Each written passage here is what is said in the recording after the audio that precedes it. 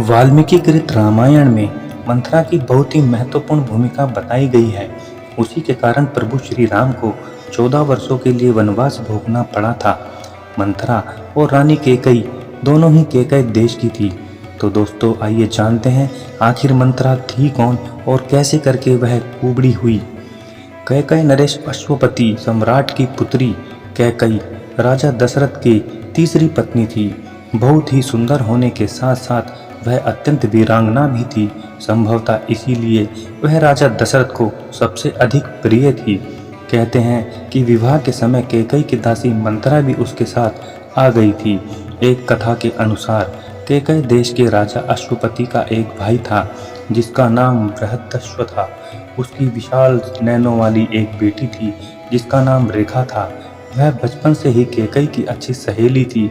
वह राजकन्या थी और बुद्धिमती थी, परंतु बाल्यावस्था में उसे एक बीमारी हुई।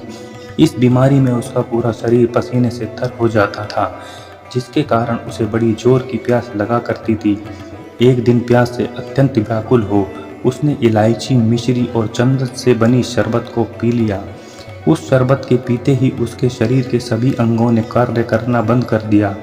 तत्काल ही उसके पिता ने प्रसिद्ध चिकित्सकों से अपनी लाडली बेटी की चिकित्सा करवाई।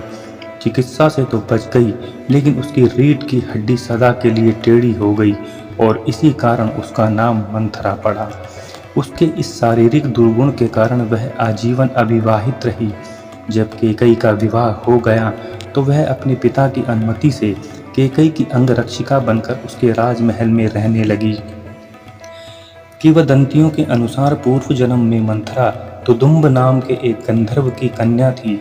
एक अन्य कथा में लोमश ऋषि के अनुसार मंथरा पूर्व जन्म में प्रहलाद के पुत्र विरोचन की कन्या थी।